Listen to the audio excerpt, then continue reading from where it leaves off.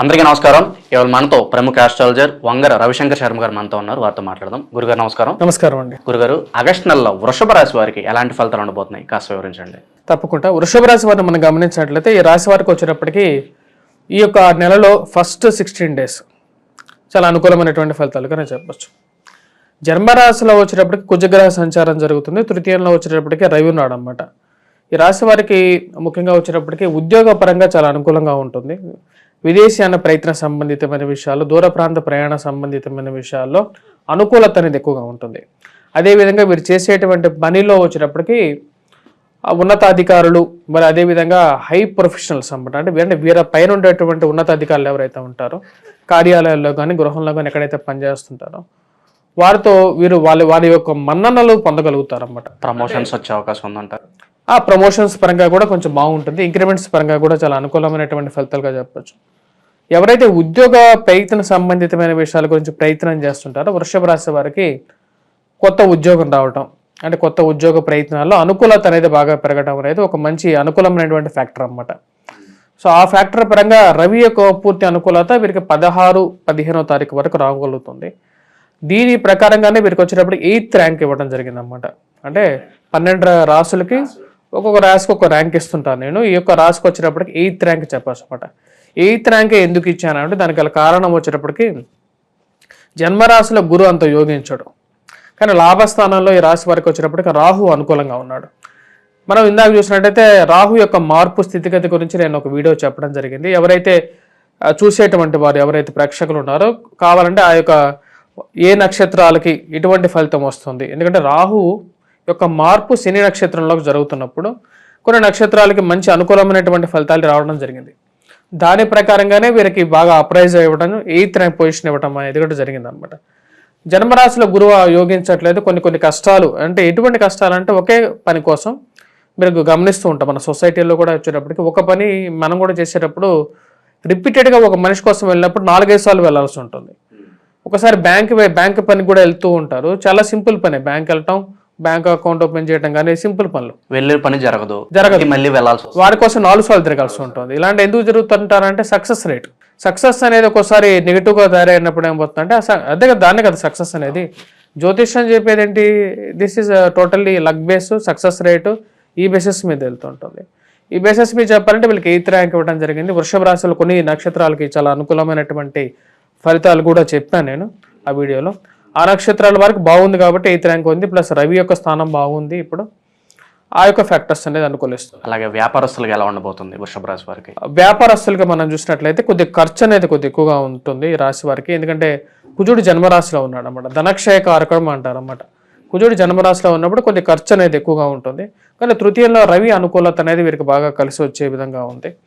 మరి అదేవిధంగా ఈ రాశి వారికి వచ్చినప్పటికీ షష్టమంలో మనం చూసినట్లయితే పంచమంలో కేతువు కొంచెం ఖర్చుని ఎక్కువగా సూచించటం అనేది ఒక ప్రభావం. అదేవిధంగా పంచమంలో కేతువు సరైనటువంటి స్థితిగతులు లేనప్పుడు ఏమవుతుందంటే పిల్లల గురించి ఎక్కువగా ప్రయత్నాలు చేయటం, సంతానం విషయం గురించి ఎక్కువగా ప్రయత్నం చేయటం. సంతానం ఉన్న వారికి ఏంటంటే సంతానం ఏంది పెద్ద ఈజీయే కదా అని అనుకుంటూ ఉంటారు మనం చూసినట్లయితే.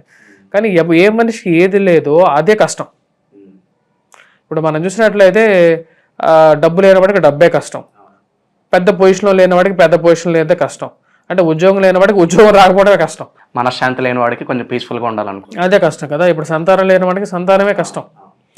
కానీ అది సాధించినట్లయితే వాడికి నెక్స్ట్ గోల్కి వెళ్ళిపోతాడు. ఈ గోల్ అయిపోయింది, ఈ నెక్స్ట్ గోల్కి వెళ్ళాలి, లైఫ్ నెక్స్ట్ పాయింట్ ఏంటనేది చూస్తారు.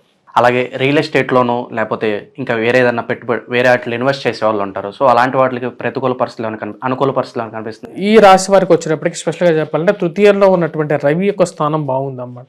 ఈ ఫస్ట్ 15 daysలో వీరు ఏదైనా కార్యాలు చేసుకుంటే కొద్దిగా సక్సెస్ రేట్ అనేది ఎక్కువగా ఉంటుంది. అంటే గురువు యొక్క అనుకూలత కొంచెం తక్కువగా ఉన్నా సరే రవి స్థానం బాగుంది కాబట్టి కార్యాలయాల్లో పనిచేసేటప్పుడు వాళ్ళ ఉన్నతాధికారులతో వారి యొక్క మెప్పు పొందడం అనేది ఒక మంచి పాజిటివ్ ఇంపాక్ట్ అనేది ఉంటుంది. దాంతోపాటు ఈ రాశి వారికి వచ్చేటప్పటికి ఇంకోటి ఏంటంటే ఈ మంత్ ఎండింగ్లోకి ధనస్థానంలోకి కుజగ్రహ సంచారం జరుగుతున్నది. దాని ప్రభావ రీత్యా ప్లస్ శుక్రుడు బుధుడి యొక్క స్థానం అనేది చాలా బలంగా ఉంది. ఖర్చు అనేది కొంచెం ఎక్కువగా ఉంటుంది. ఇరుగు పొరుగు సఖ్యత విషయంలో ఎదుటి వారితో పక్కన వాళ్ళతో మాట్లాడేటప్పుడు కొంచెం జాగ్రత్తగా మాట్లాడడం, భారీ ఇన్వెస్ట్మెంట్స్ చేసేటప్పుడు మటుకు వారి యొక్క స్వజాతకాన్ని ఒకసారి పరిశీలించుకుంటే బెటర్. ఎందుకంటే ఒక మనం చూసినట్లయితే ఒక జాతకానికి 1000, 2000, 5000 మార్కెట్లో అంతే ఉండి ఉంటుంది నాకు తెలిసి. ఇప్పుడు ఇంత ఖర్చు పెట్టి మనకు లక్షలు ఖర్చు పెట్టి అది చేసే బదులు ఒకసారి చెక్ చేయించుకున్న తర్వాత ఆ ప్రాబబిలిటీ వెళ్ళటం బెటర్ కదా. ఎప్పుడైనా సరే స్థితి బాగాలేనప్పుడు అన్నెసెసరీగా చేతులు కాల్చుకోవాల్సిన అవసరం అయితే లేదు. ఎందుకంటే ఈ రోజుల్లో అంతా మార్కెట్ అనేది ఓపెన్గా ఉంది కాబట్టి ఏదైనా బిజినెస్ చేయాలనుకున్నప్పుడు అసలు మన జాతకరీత్యా ఏ బిజినెస్ సెట్ అవుతుంది, ఎలా వెళ్తే బాగుంటుంది అనేది కూడా చూపించుకొని వెళ్తే బాగుంటుంది. ఈ రాశి వారికి ఆరోగ్యపరంగా ఎలా ఉండబోతుంది, ఏమైనా జాగ్రత్తలు తీసుకోవాల్సిన అవసరం ఉందంటారా? ఆరోగ్య సంబంధితమైన విషయాలు అయితే కొన్ని జాగ్రత్తలు తీసుకోవాలి రాశి వారికి. ముఖ్యంగా వచ్చేటప్పటికి ఎవరైతే బాడీ పరంగా ఎక్కువగా అలసిపోవటం అనే విషయాలు, మరి అదేవిధంగా సంతాన సంబంధితమైన విషయాల్లో అయితే కొన్ని జాగ్రత్తలు అనేవి తీసుకోవాలి. కేతుగ్రహ ఆరాధన అనేది చేసుకోవటం, అదేవిధంగా వినాయకుడిని పూజించడం అనేది కూడా కొంచెం ఈజీగా వీళ్ళకి సింపుల్ రెమెడీస్గా ఉంటాయి అన్నమాట. వివాహాలు జరిగే అవకాశం ఉన్నాయా? చాలా మంది ఎప్పటి నుంచో మ్యాచెస్ చూస్తూ ఉంటారు, కానీ ఏది సెట్ అవ్వని పరిస్థితులు కనిపిస్తూ ఉంటాయి. అలాంటి వారికి ఏమన్నా వివాహ ప్రయత్న సంబంధితమైన విషయాలు ఈ రాశి వారికి ఫస్ట్ 15 days ప్రయత్నపూర్వకంగా కొంచెం సానుకూలంగా ఉంటుంది. అంటే మనం చేసేటువంటి ప్రయత్నాల్లో పాజిటివ్ రెస్పాన్స్ అనేది వస్తూ ఉంటుంది అన్నమాట. కానీ ఈ రాశి వారికి వచ్చేటప్పటికి వివాహంలో ఉన్నటువంటి వారు ఆల్రెడీ వివాహం చేసుకున్నటువంటి ఎవరైతే ఉన్నారో వారి మధ్యలో కూడా కొన్ని ఇష్యూస్ అనేవి అరైజ్ అవుతాయి.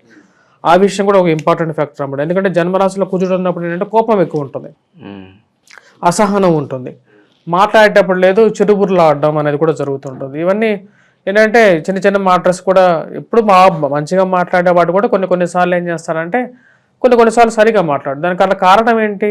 తనకు ఉన్నటువంటి గ్రహస్థితి, తనకు ఉండేటువంటి పరిస్థితి అన్నమాట. ఈ యొక్క పరిస్థితి రీత్యా వాటి నుంచి బయటకు రావడానికి ఎక్కువగా ప్రయత్నం చేయాలి. 27వ తారీఖు తర్వాత ఈ స్థితిలో కొన్ని మార్పులు అనేవి వస్తాయి. ప్లస్ ఫస్ట్ 15 daysలో వచ్చేటప్పటికి వీరికి మంచి సక్సెస్ పరంగా అనుకూలంగా ఉంటుంది. విద్యార్థుల పరంగా ఎలా ఉండబోతుంది? వీరికి ఫారెన్ యూనివర్సిటీలో ఏమన్నా అడ్మిషన్ దొరికే అవకాశం ఉందంటారా? విదేశీయాన సంబంధితమైన విషయాల్లో మటుకు ఈ రాశి వారికి అనుకూలంగా ఉంది. ఈ యొక్క నెలలో కొంచెం బెటర్ రిజల్ట్స్ వస్తాయి.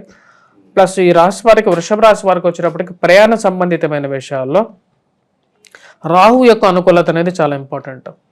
ఇప్పుడు మనం చూసినట్లయితే ప్రతి జాతకంలో నేను చూసిన నా ఎక్స్పీరియన్స్ ప్రకారంగా రాహు యొక్క స్థితి, రాహు మహర్దశలో కానీ లేకుంటే గురువులో రాహు అంతర్దశలో కానీ ఎప్పుడైతే రాహు దశాంతర్దశలోకి వస్తుంటాడో వాళ్ళు విదేశీయానం చేయడం జరుగుతుంటుంది.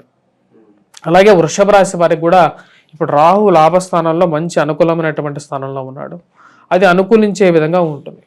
అప్పుల బాధ నుంచి బయటపడే అవకాశం ఉందంటారు. అలాగే ఎంత సంపాదించినా కూడా మిగలట్లేదని ఫీల్ అవుతూ ఉంటారు ఈ రాశి వారు. అలాంటి వారికి ఏమైనా ఉపశమనం కలిగే అవకాశం ఉంది? మేజర్గా ఈ రాశి వారికి వచ్చేటప్పటికి మేజర్గా వచ్చేటువంటి ఇష్యూస్లో ఇప్పుడున్నటువంటి అంటే అప్పులు అనేది ఇప్పుడు ప్రతి ఒక్కరి జీవన్మరణ సమస్యగా ఏర్పడుతున్న రోజులు అన్నమాట. అదేంటంటే అసలు అప్పులు ఎందుకు అవుతాయి అంటే జనరల్గా వచ్చేటప్పుడు జాతకరీత్యా మనం చూసినట్లయితే ధనస్థానంలో, భాగ్యస్థానంలో, మరియు అదేవిధంగా వచ్చేటప్పటికి రాజ్యస్థానంలో కానీ పాపగ్రహాలు ఉన్నప్పుడు, పంచమగంలో కూడా పాపగ్రహాలు ఉన్నప్పుడు, దశాంతర్దశలో కూడా ఆ యొక్క గ్రహాలు జన్మ జాతకంలో ఉన్నప్పుడు కూడా ఈ యొక్క ప్రభావం అనేది జరుగుతుంటుంది. అదేవిధంగా ఈ రాశి వారికి మనం గమనించినట్లయితే ఈ యొక్క జరుగుతున్నటువంటి అప్పులు ఏవైతే పాత అప్పుల నుంచి రికవర్ అనేది ఎప్పుడు జరుగుతుంది అంటే ఇంకా టైం పట్టే విధంగా ఉందన్నమాట.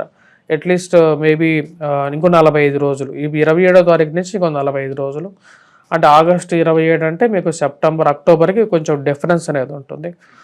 ఈ యొక్క రాశి వారికి వచ్చినప్పటికీ కొంచెం బెటర్ టైం అనేది డిసెంబర్లో వస్తుంది యాక్చువల్గా. ఎందుకంటే కుజుడు వక్రత్వం పొందబోతున్నాడు డిసెంబర్లో. కుజుడు వక్రత్వం పొందేది వచ్చేటప్పటికి కర్కాటకంలో పొందుతున్నాడు అన్నమాట. అంటే నీచత్వం బట్టినా సరే తృతీయంలో ఉన్నప్పుడు వక్రత్వంలోకి వెళ్ళినప్పుడు ఏమవుతుందంటే ఈ రాశి వారికి అనుకూలమైనటువంటి ఫలితాలు ఎక్కువగా వస్తాయి. వక్రత్వంలో ఉన్నటువంటి గ్రహం కుజమాందాబ్దం అంటారన్నమాట. కుజమాందాబ్దం ఎప్పుడైతే జరుగుతుందో ఈ రాశి వారికి డిసెంబర్ నుంచి యోగాన్ని పడుతుంది. ఈ రాశి వారు ఎటువంటి పరిహారాలు చేసుకుంటే వీళ్ళకి మంచి ఫలితాలు ఉంటాయి? ఆగస్టు నెలలో వృషభ రాశి వారికి ఎలాంటి ఫలితాలు ఉంటాయి, అలాగే వీరు చేసుకోవాల్సిన పరిహారాలు తెలియజేసినందుకు ధన్యవాదాలు.